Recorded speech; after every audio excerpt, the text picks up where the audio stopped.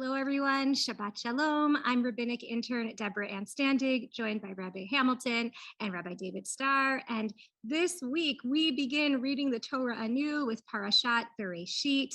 We open the book of Genesis with all of its glory as we move into the particular narratives that begin the world and all of humanity.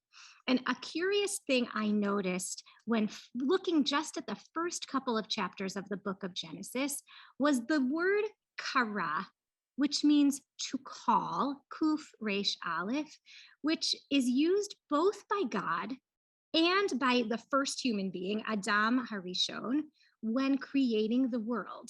The creation of light, God gives a name to. Kara, or God creates the moon, the sun, and the stars and gives them names.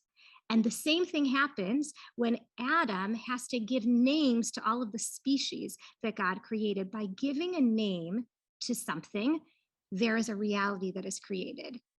Both God and Adam do that. And I've been really kind of struck by the power of naming and creating reality. And I'm curious, both Rabbi Starr and Rabbi Hamilton, how you relate to this idea of creating things through words. Two things come to pop into my head about the naming thing. One is I think the more obvious thing, which is just that, the world is this big, gigantic, multiform place. And naming is a way of beginning to create some sense of order, some sense of taxonomy. It's also incredibly presumptuous on some level because it sort of is suggesting that maybe we know more about a thing than we actually do. And I think that's really interesting too, to sort of name something is to know it.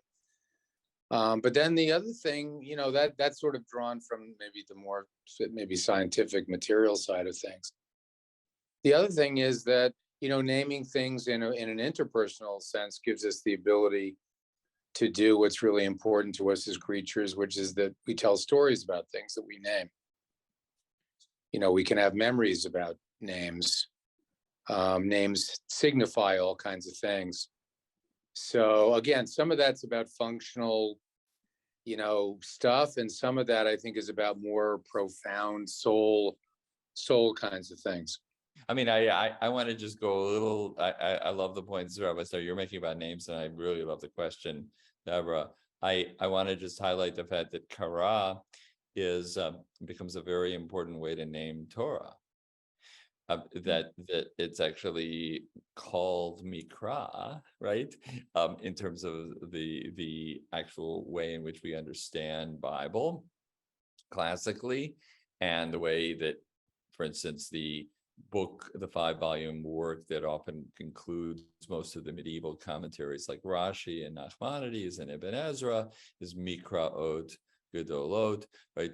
And of course the middle book, which is where Torah learning typically began for the youngest, is Vayikra, right?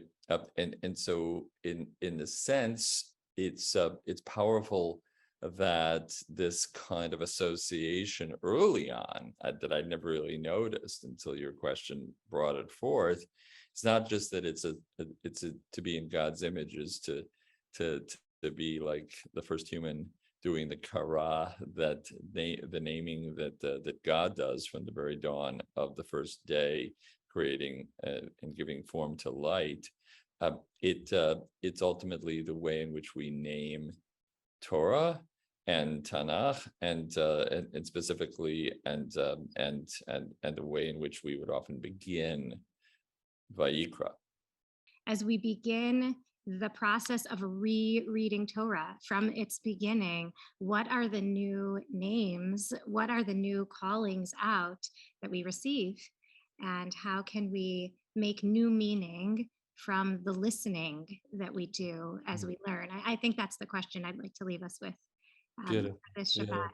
So happy regular weekend to all, with a blessed, sweet, healthy, joyful Shabbat.